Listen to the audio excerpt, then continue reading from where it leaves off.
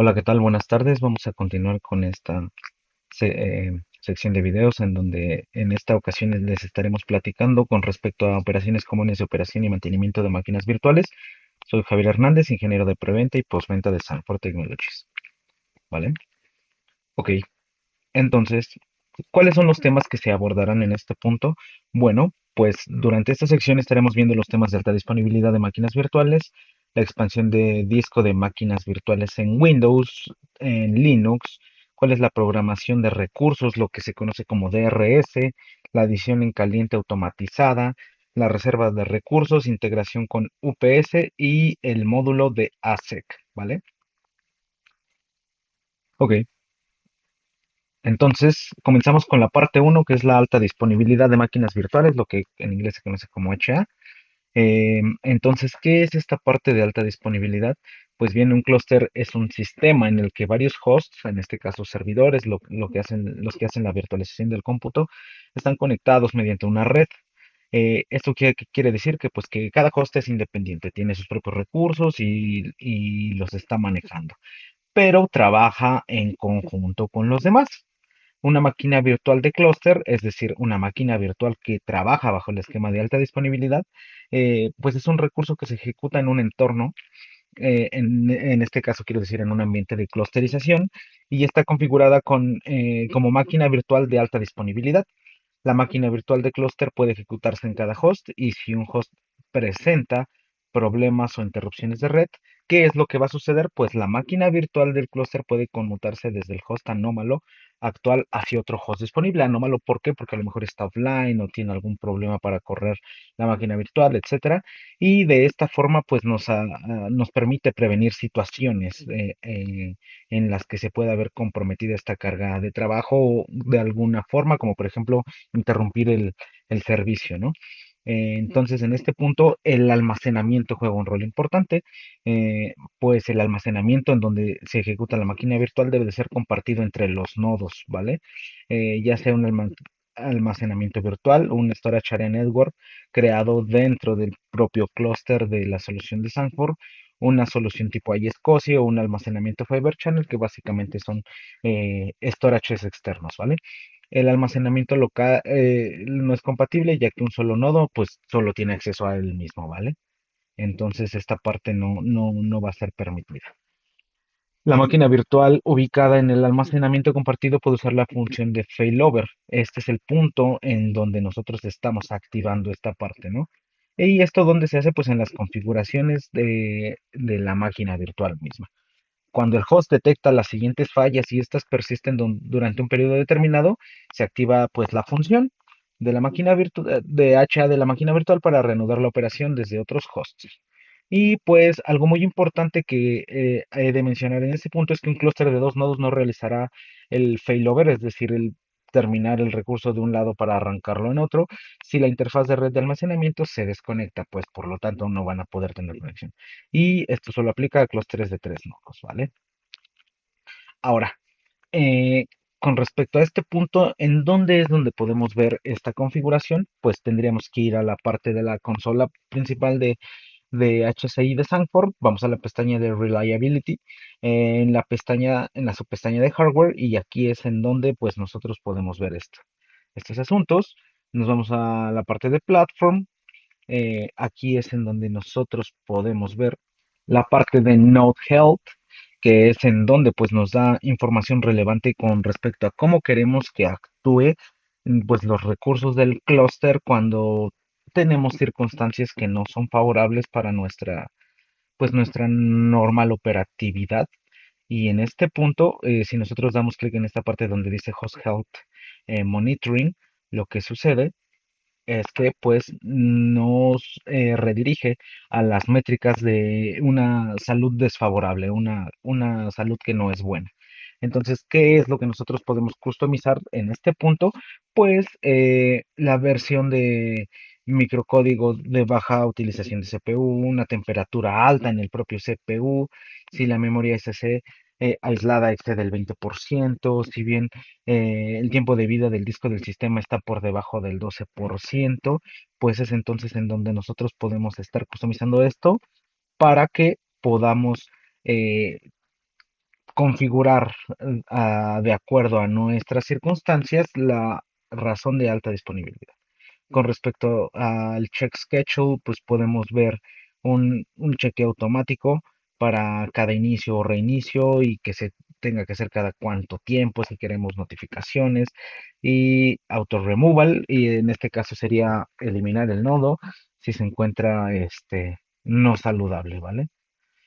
Posteriormente, pues podemos ver esto, pero con respecto, por ejemplo, a las configuraciones de la interfaz de gestión, si hay pérdidas de paquetes, si se alcanza cierto umbral o alguna latencia, si tenemos algunas con respecto a las aplicaciones, cuál es el impacto, el process crash, las entradas y salidas que están en espera, si se ven interrumpidas, con respecto a configuraciones avanzadas, cuál es la reserva de los recursos, si tenemos un monitoreo de host de salud, una respuesta de migración en vivo, todas estas cosas, ¿vale? Ahora, con respecto a dónde se configura específicamente esta función, pues nosotros tenemos que ir a la parte de editar la máquina virtual o bien cuando estamos creando una, pues vamos a encontrar el menú que se encuentra debajo de los primeros campos, ¿no? Que son nombre, el grupo, si está asociada a una carpeta en específico dentro de nuestra clasificación de máquinas virtuales, si tiene algún tag o alguna banderita para que la podamos identificar de una manera mucho más simple. Sí, y bueno, justamente después viene la parte de HA, que tal cual nos dice qué es lo que va a hacer, pues migrar la máquina virtual si, a otro nodo que se encuentre activo, por supuesto, si el nodo falla. ¿Y cuál es esta falla? Pues las configuraciones que mostré anteriormente. ¿En dónde es? ¿En dónde va a estar el data store? Es importante que pues los nodos estén asociados al mismo data store si es que queremos que funcione esta función y pues la localización de en dónde está corriendo la máquina virtual pues en automático, ¿vale? Para que el- los servicios del clúster decidan en dónde tiene que ir. En este caso, pues es, por ejemplo, si nos encontramos con un esquema de un bajo, es de un CPU, de un alto uso de CPU, o bien si se tiene un CPU con una temperatura alta, pues, ¿sabes qué? Pues migrala al que se encuentre con mejor disponibilidad o con menos temperatura en este punto, ¿vale? Con respecto a esta segunda parte, pues vamos a ver lo que es la expansión de disco de máquinas virtuales de Windows, que es esta parte, pues con respecto a los escenarios de expansión, es importante tenerlo claro porque de pronto podemos necesitar más recursos. Tal vez en algún punto estábamos trabajando con una máquina virtual y de pronto nos están quedando cortos o son insuficientes para ejecutar X o Y tarea. Entonces, podemos hacer esta parte de la expansión de disco de la máquina virtual cuando el sistema operativo, pues en este punto se queda sin espacio de almacenamiento, ¿vale? Si hacemos una comparación o con respecto a un servidor físico tradicional, una máquina virtual es una ventaja, permite escalar el tamaño del disco con mayor facilidad. ¿Por qué? Porque no tenemos que, digamos, si estamos alcanzando un umbral en donde el servidor se está quedando sin recursos, pues en algún punto se tiene que abrir y puede que se tenga que interrumpir la normal operatividad. Con respecto al tipo de expansión, pues es una expansión de capacidad del disco original eh, desde la versión 5.8.8 de iCloud, que se convirtió en en el licenciamiento de ASV, que es Server Virtualization, que es básicamente la parte del cómputo de la virtualización de Sanford. Y versiones posteriores, pues admiten esta expansión en caliente. ¿Qué quiere decir esto? Que no es necesario interrumpir el servicio de la máquina virtual. Es decir, puedes hacer esta customización sin apagarla. Con respecto a la agregación del disco, pues la versión 5.8.5 de iCloud, que otra vez es ASV, y versiones anteriores requieren apagar la máquina virtual antes de expandir. Y pues desde la versión 5.8 y 5.8.6 y posteriores se puede agregar al disco sin apagar la máquina virtual. Aquí, bueno, pues nada más menciona algunas precauciones, como que qué versiones no admiten la expansión en caliente del disco y se tiene que apagar la máquina virtual, ¿vale? Ahora, ¿cuáles son los pasos para expandir la capacidad del disco original? Pues tenemos que de inicio localizar la máquina virtual, darle clic en Edit o Editar para cambiar la configuración del perfil de la máquina virtual. Hacemos la expansión, es decir, ponemos un número mayor al que teníamos con respecto al disco, pues estamos incrementando el espacio. Y pues, bueno, algo importante es expandir el tamaño del disco al tamaño requerido, pero no es compatible con máquinas virtuales que tienen un snapshot basado en almacenamiento, porque si no va a haber un problema de sincronización. Entonces, es esta parte nada más para considerarla y simplemente guardar la configuración. Para expandir la capacidad del disco original, con respecto desde la consola de Windows, pues en Windows podemos ejecutar el disk management.msc, eh, seleccionar el disco correspondiente que fue expandido y hacer clic derecho en el volumen asignado y seleccionar pues expandir volumen. Después dar clic en Next para asignar el tamaño del volumen que se necesita extender y el resultado es que el disco pasa de los 80 gigas que se tenían a unos, bueno, aquí nos está dando el paso a paso de qué es lo que se tiene que hacer y le damos aquí en Next y pues podemos ver que ahora ya tenemos 500 gigas asignados. ¿Ok? Para agregar disco pues es algo similar. Otra vez máquina objetivo, dar clic en editar, cambiar la configuración de la máquina virtual y agregar nuevo disco. Para hacer, para ver esta parte, pues otra vez hacemos esta parte con el ejecutable de Windows, Disk Management, simplificado.msc, seleccionar el disco correspondiente que se agregó y hacer clic derecho en el volumen asignado y seleccionar nuevo volumen simple, presionar Next para agregar el tamaño del volumen que se está expandiendo, Next para asignar la letra de la unidad y Next para asignar el formato del volumen. Entonces le damos aquí en New Simply Volume, le damos clic a Next, simple volume size in megabytes, pues ahí nosotros lo asignamos el volumen del disco, a cuál letra queremos asignarlo, el tipo de formato y pues finalizamos, ¿vale? El nuevo volumen ya está asignado. Con respecto a la expansión de disco de máquinas virtuales en Windows, pues es un proceso un poco diferente, pero pues vamos a verlo a continuación. Y bueno, en este punto pues se utiliza, como sabemos, para incrementar el disco de una máquina virtual corriendo en un sistema operativo Linux cuando este se queda sin espacio de almacenamiento. En comparación con un servidor físico tradicional, pues una máquina virtual, como ya lo mencioné, pues permite escalarlo con mayor facilidad. ¿Ok?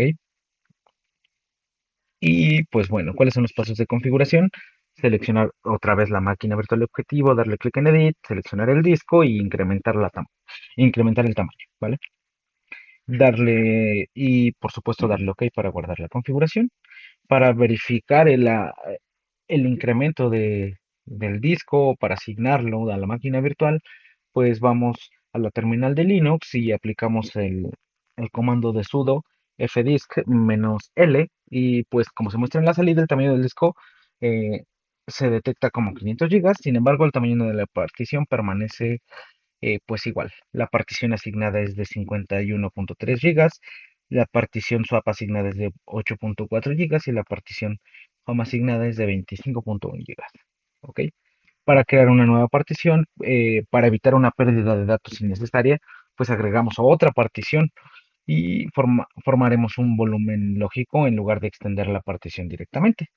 Y pues crear una partición desde la terminal de Linux se utiliza el comando sudo fdisk diagonal dev diagonal bda y pues aquí nos está diciendo cuando se tiene la tabla de particiones antes, cómo hace el cambio a 8E y escribe los cambios. Y el dev bda es la etiqueta de partición del disco duro detectado. Pues podría detectarse como dev sda o dev hda si el VM Tools no está instalado o si el disco virtuo no está habilitado, ¿vale? Pero solamente hay como dejarlo muy puntual. Y para crear una nueva partición, pues es justo otra vez para evitar una pérdida de datos, agregamos otra partición y se forma de nuevo un volumen lógico en lugar de extender la partición. Y pues después de escribir la tabla de particiones se creará la partición BDA3 y ya nada más falta reiniciar la máquina virtual de Linux.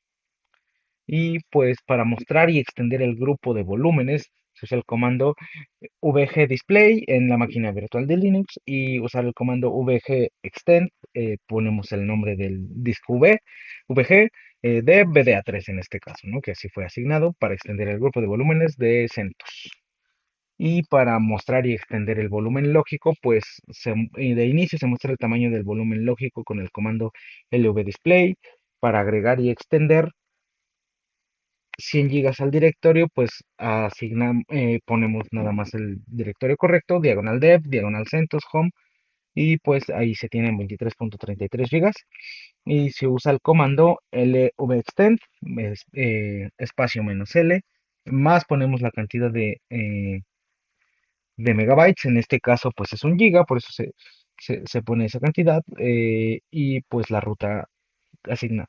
Usamos el comando xfs-growfs y pues toda la ruta para aplicar los cambios y redimensionar el volumen lógico. Y pues el tamaño de la partición ha cambiado ahora a 120 gigabytes. Ahora, con respecto a la programación de los recursos, nosotros tenemos esta función que se llama Dynamic Resource Scheduler. Sanford tiene esta opción. Y pues, ¿qué es lo que hace? Pues proporciona eh, una habilidad, una función, valga la redundancia, para migrar máquinas virtuales a otro nodo cuando los recursos son insuficientes, con el fin de garantizar la estabilidad y continuidad del negocio. ¿Cuál es la condición? Pues de activación, en este caso depende del uso del CPU y la memoria de cada nodo. Entonces, cuando el uso se supera en su umbral, la migración se activa automáticamente o aparecerá una sugerencia en la página principal, ¿vale? En este punto, este circulito es el que está midiendo los recursos entre todos los nodos del clúster y pues básicamente es quien decide cuándo es que se tiene que asignar a otro nodo o como lo muestra como sugerencia, ¿vale? Aquí pues podemos ver la demanda del uso de CPU de cada uno de los nodos que se tienen, cuál es la demanda de memoria y cuál es la demanda de cada uno de los pesos, ¿ok? Y pues bueno, aquí muestra que lo que menciona aquí, las siguientes son recomendaciones de migraciones dadas para alcanzar el rendimiento óptimo del clúster. Para su configuración tenemos que ir de nuevo a la pestaña de Reliability, Resource Scheduling y habilitar la programación de recursos y pues configuramos los ajustes según nos convenga o lo necesitemos, ¿ok? Siempre, usualmente se deja en automático, pues los recursos pueden ir cambiando. Entonces, como sugerencia, dejarlo en automático. Con respecto a la adición en caliente automatizada, ¿para qué sería esta parte? Pues bueno, es muy importante tener en cuenta que en algunas situaciones en las que las máquinas virtuales se quedan sin recursos, Sanford HCI pues admite agregar recursos automáticamente para reducir la intervención manual. Entonces, no todos los sistemas operativos es importante mencionar que admiten la adición en caliente.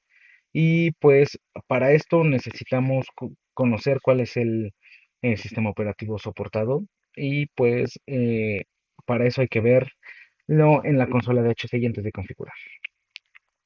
Después de que como nota, después de que los recursos de la máquina virtual se agregan automáticamente, estos se revertirán hasta que el usuario los edita manualmente, ¿ok? Entonces aquí es en donde se puede estar configurando.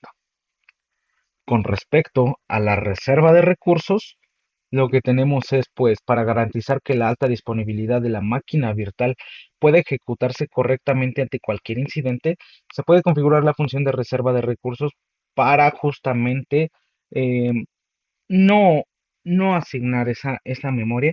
Es decir, vamos a tener algo en espera, una reserva de memoria necesaria para la operación de alta disponibilidad y en este punto la memoria reservada no se utilizará durante la operación normal de la máquina virtual ni en la sobreasignación de recursos. Para hacerlo, entonces en este punto nos vamos de nuevo a la pestaña de Reliability, Resource Reservation, vamos a Add Reserve Resource on Node y pues aquí podemos seleccionar el nodo y asignar la memoria que queremos para dicha reserva.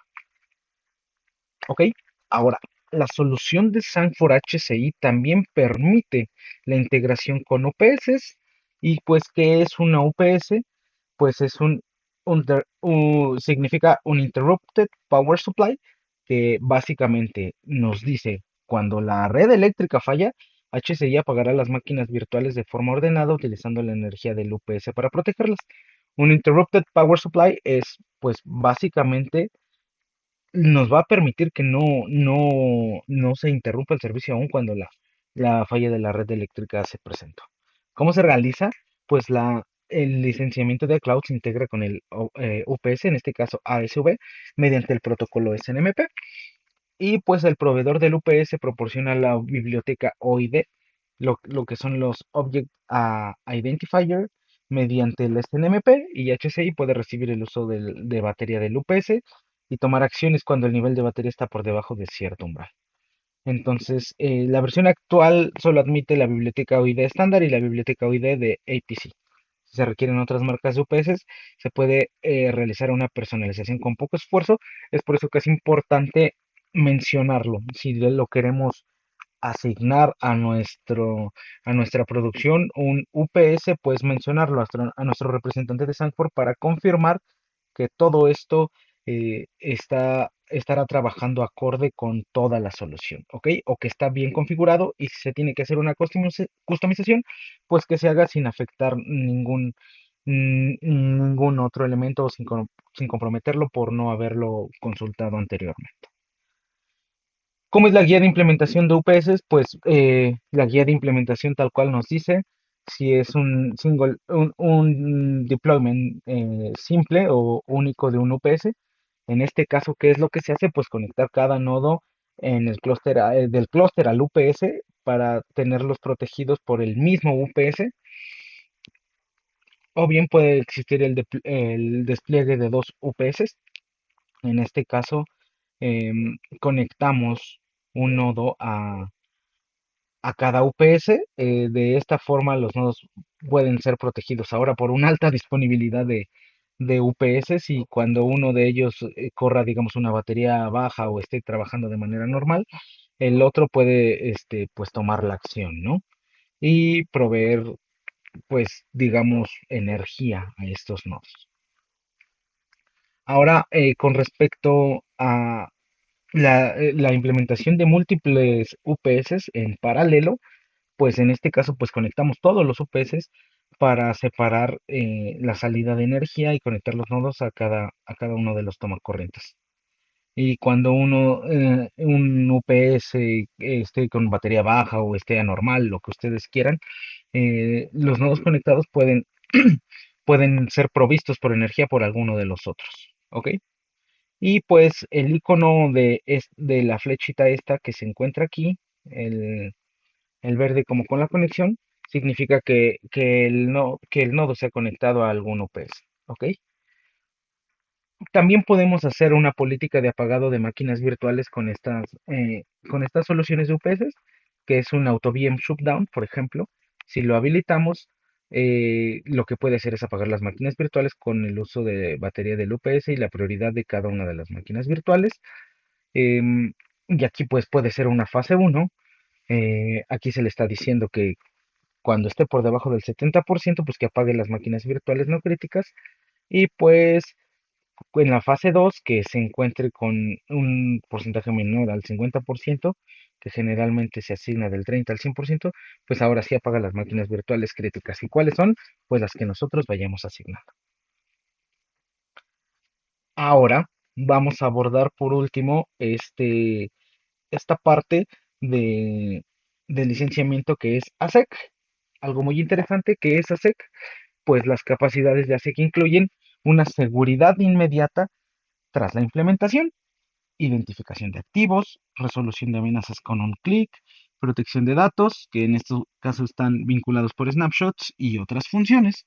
Y pues tal cual aquí nos da un pequeño esquema de cómo es que está trabajando, cómo se gestionan los activos, en este caso va por máquina virtual, se tiene su agente, la gestión de configuración, todas las máquinas virtuales asignadas con agente y pues los recursos que se hayan asignado por medio de este licenciamiento. Ahora, ¿cómo se identifican los activos de las máquinas virtuales? Pues nosotros vamos a tener el nombre del activo, que en este caso va a ser una máquina virtual, va a tener un estado de seguridad, en este caso cuando estamos corriendo el licenciamiento ASEC y ya tiene su, su agente, pues ya se encuentra protegido, cuál es el sistema operativo y la aplicación que está corriendo, ¿no? Para esto se está reportando por medio de un agente que les mencionaba. Y pues el Cloud Security Center lo que hace es ver los que se encuentran activos, inactivos, la gestión de eventos, la licencia y autorización y la gestión de políticas. Y esto también se apoya por medio del VM Tools, que deben de estar asignado en la máquina virtual. ¿Ok? Puede hacer la seguridad de la plataforma y pues da un reporte de información del negocio y reporte de información de los propios recursos. ¿Ok? El ciclo de vida completo de los activos es una identificación, como ya vimos, de varias dimensiones. Entonces, de inicio, pues aprovecha la plataforma en la nube, la gestión de todo el ciclo de vida y desde el uso de recursos hasta la puesta en marcha del servicio, elimina la necesidad de inventarios complejos y evita activos omitidos. También incluye la visualización multidimensional del uso de recursos, estando el estado de operación del negocio, versión de aplicaciones internas y riesgos actuales, proporcionando una visualización integral de la información de activos, ¿ok? Entonces, ¿cómo es que se ve la identificación, por ejemplo, de activos de máquinas virtuales? Pues aquí estamos viendo todos los resource pools que tenemos desde nuestra consola de SCP, Sanford Cloud Platform, y pues vemos 380 máquinas virtuales, cuáles se encuentran comprometidas, cuál es el antivirus, que en este caso es el provisto por Sanford, pues es el licenciamiento AC, y toda la información relevante al respecto. ¿Con respecto a qué? A eventos, por ejemplo, aquí está mencionando infección de virus, algún malware, etcétera. Con respecto a la detección y remediación de vulnerabilidades de máquinas virtuales, pues admite la detección de estas en sistemas de Windows y Linux, así como en aplicaciones de middleware principales. También admite la detección de un rango específico de activos de host. Admite la detección de vulnerabilidades con un clic para todos los activos del host. También hace la exportación de resultados de detección de vulnerabilidades, actualiza en tiempo real la inteligencia de amenazas de vulnerabilidades mediante el Sanford Neural X, que es un módulo de IA que utiliza Sanford, que se encuentra en la nube, que es para reportar todo este asunto de inteligencia de amenazas. Admite actualizaciones en línea desde el Sanford Neural X y actualizaciones manuales en conexión de la biblioteca de vulnerabilidades, y también hace correcciones, pues admite la reparación manual con un clic para vulnerabilidades de Windows. El usuario debe de activar la acción con un clic y la plataforma completa de manera automática, pues la descarga de parches, la aplicación de los mismos, reinicios del sistema, y que este es cuando el usuario habilita el reinicio automático, verificación del sistema y otros pasos. También es provisto por remediación por lotes, ya sea por activo o por vulnerabilidad. Y antes de corregir vulnerabilidades, la plataforma crea automáticamente snapshots para el host correspondiente y pues admite marcar y gestionar vulnerabilidades del sistema Linux y vulnerabilidades de aplicaciones. Ahora, ¿cómo es que se ve este asunto? Pues tal cual. Aquí podemos ver las vulnerabilidades asociadas con Windows y en estas de Linux, por ejemplo, todas esta tiene un buffer overflow y un net filter, es que es una elevación de privilegios entre algunas cosas, ¿no?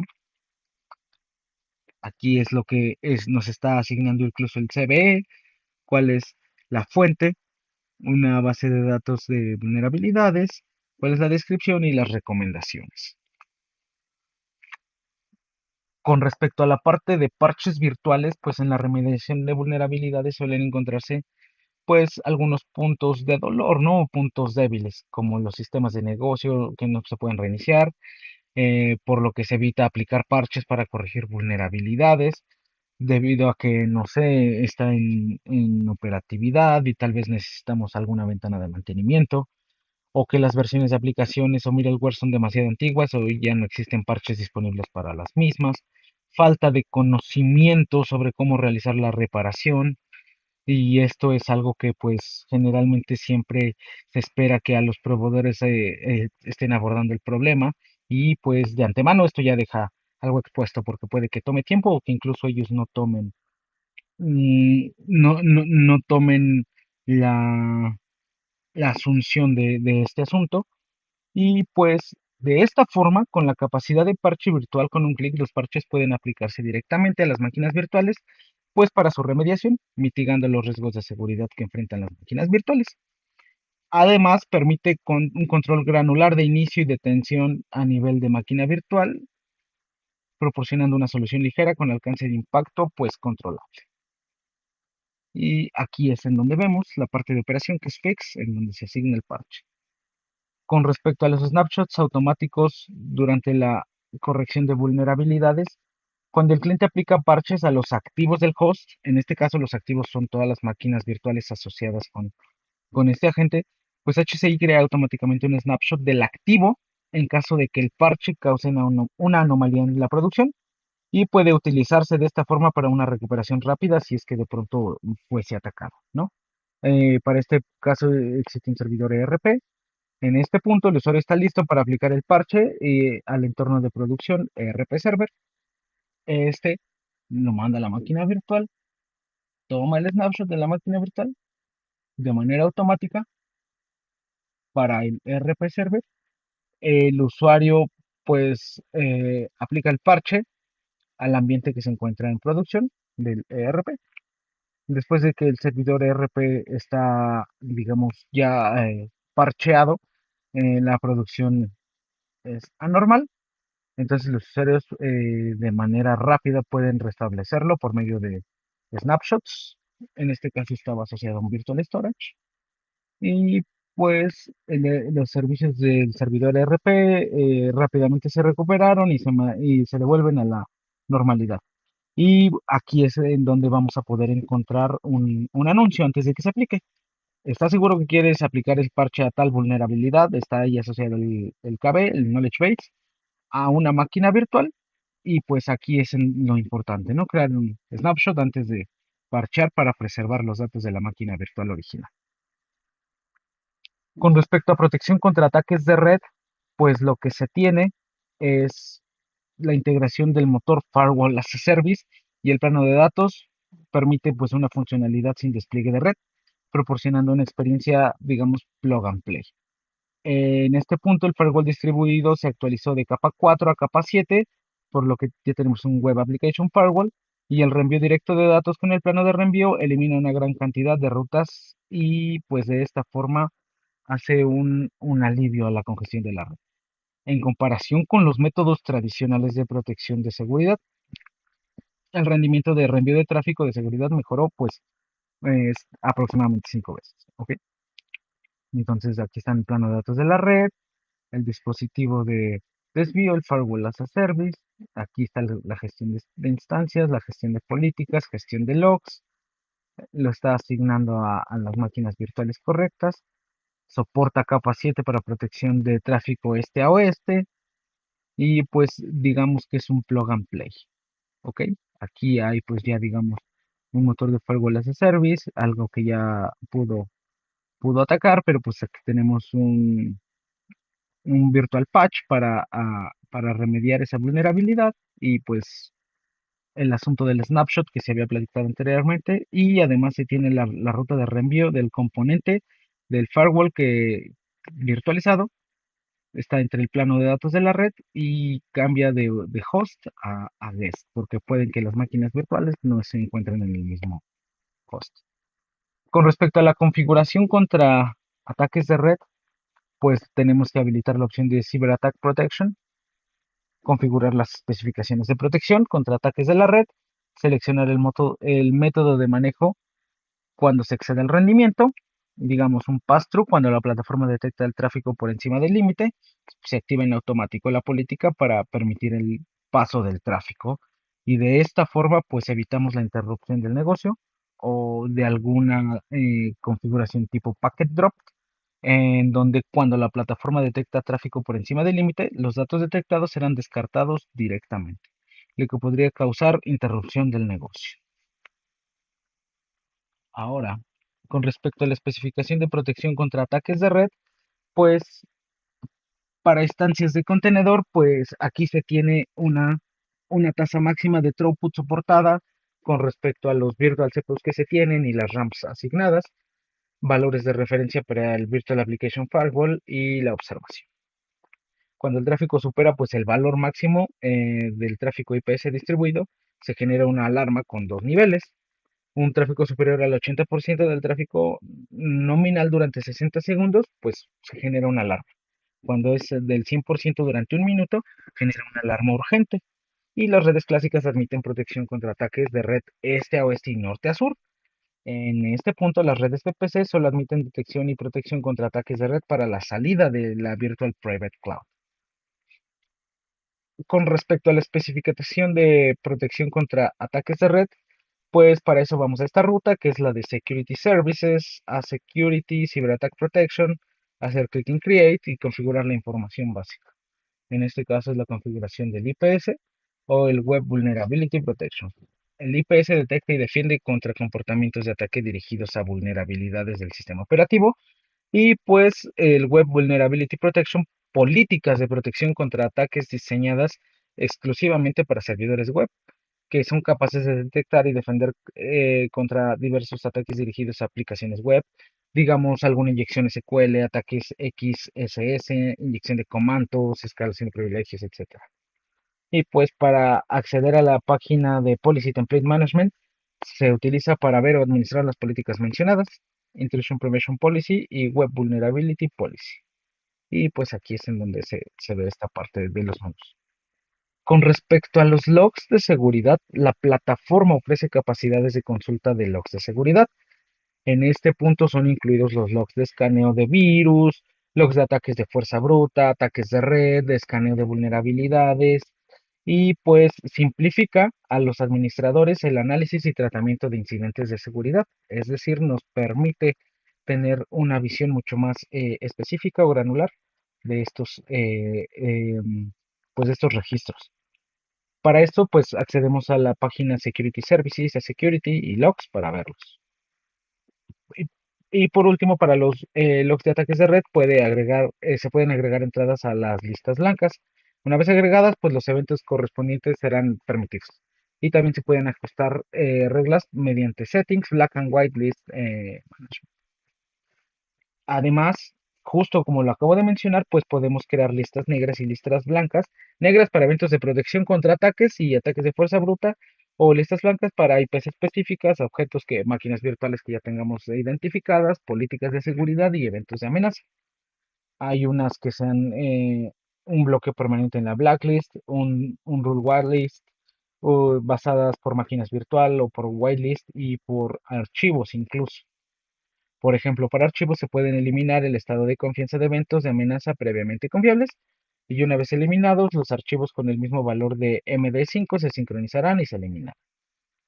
O para reglas de whitelist, que son políticas de seguridad habilitadas, eh, pueden agregar, eliminar, habilitar o deshabilitar listas blancas. ¿Ok? ¿Y dónde se hace todo esto? Pues en este menú. Desde la parte de Security, nos vamos a Settings, Blacklist, Whitelist y pues aquí podemos ver todos los menús. Con respecto a la actualización, se ha agregado soporte para la actualización y reversión de paquetes de parches. Aquí algunos avisos importantes, pues dentro de una misma versión se permite actualizar un máximo de 10 paquetes de parches. La reversión de paquetes de parches solo admite reversión en orden inverso según la secuencia de la actualización. Solo se puede revertir un paquete de parche a la vez. Y tanto las actualizaciones como las reversiones implican un reinicio en frío, lo que no afecta a las operaciones del negocio. Pero sin embargo, el uso de las funciones de Cloud Security Center no estarán disponibles temporalmente durante este proceso. Y en caso de una interrupción anormal durante el proceso de actualización o reversión, se realizará una reversión automática. Y ya por último, en resumen, ¿qué es lo que tenemos? Pues ahora podemos ser capaces de configurar las condiciones de alta disponibilidad para máquinas virtuales. Debemos ser capaces de realizar la expansión de disco de máquinas virtuales, ser capaces de configurar el Dynamic Resource Scheduler, que es el DRS, que es el balanceo de recursos, ser capaz de realizar operaciones de adición en caliente de recursos de máquinas virtuales. Podemos ser capaces de reservar recursos del clúster, asignar o configurar la vinculación entre el clúster y el UPS y configurar, desplegar y customizar a nuestro gusto todo lo que tiene que ver con el licenciamiento de ASEC. Esto es todo por mi parte. Muchas gracias a todos.